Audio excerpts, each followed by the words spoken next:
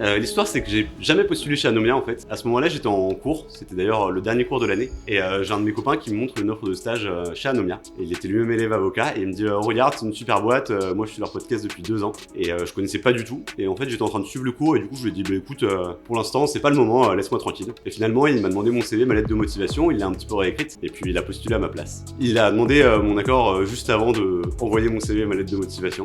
Donc il m'a quand même fait valider ma demande d'envoi de mes documents. Ce qui a fait que je suis resté dans le process, c'est d'abord Jade, c'est le premier contact que j'ai eu dans l'entreprise. Elle était elle-même stagiaire en études de droit, donc des études différentes des miennes à ce moment-là. Et le courant est tout de suite très bien passé. J'ai compris à travers la façon de parler de Jade et son tempérament le type de structure que je pouvais désormais rejoindre. Et j'ai eu un second entretien avec Valentin, qui a exprimé dès le début sa grande confiance dans Jade d'ailleurs, et donc qui m'a fait comprendre que je pourrais travailler et être autonome au sein de cette structure.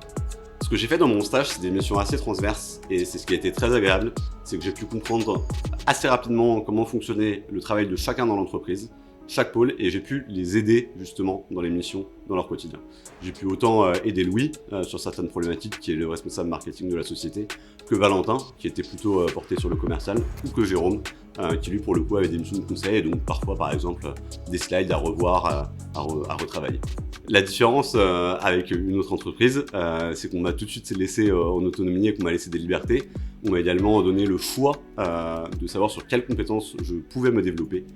Et ça, je trouvais ça assez unique, et ça n'a pas été le cas pendant mes stages de césure. J'ai choisi de rejoindre Valentin au commercial parce qu'il est beaucoup plus sympa que les autres membres de l'équipe. Le commercial, ça te plaît, hein? Le commercial, c'est un métier qui me plaît particulièrement parce que la relation humaine, elle est au cœur même de ce métier. J'ai toujours été quelqu'un d'assez sensible et j'ai l'impression que ce qui me permet d'évoluer dans la vie, en tant que personne ou en tant que salarié, en tant que professionnel, c'est toujours le contact avec les humains, la découverte de l'autre, la découverte des enjeux des autres, des ambitions aussi. Parmi les avocats qu'on accompagne, on a vraiment tous les types de profils. Les profils que j'apprécie le plus, finalement, ce sont les jeunes avocats qui ont envie de se lancer à leur compte, qui rencontrent des problématiques sur lesquelles je suis déjà en capacité de les accompagner, parce que ces problématiques relèvent finalement de ce que j'ai appris moi pendant ma formation universitaire. Et c'est ça qui me permet d'être proche d'eux et vraiment de les accompagner dès le début, et du coup qui me permet d'apprécier la relation que j'ai avec eux. Et j'ai eu la grande chance qu'on me propose un contrat CDI. Ça fait seulement 3 semaines que je suis en CDI dans cette entreprise, et j'ai à cœur de pouvoir montrer ma valeur pour progresser avec l'ensemble de l'équipe. Mes prochains challenges, ça va être d'accompagner un maximum d'avocats et de pouvoir élargir mon spectre de compétences pour pouvoir accompagner tous les avocats, quels qu'ils soient.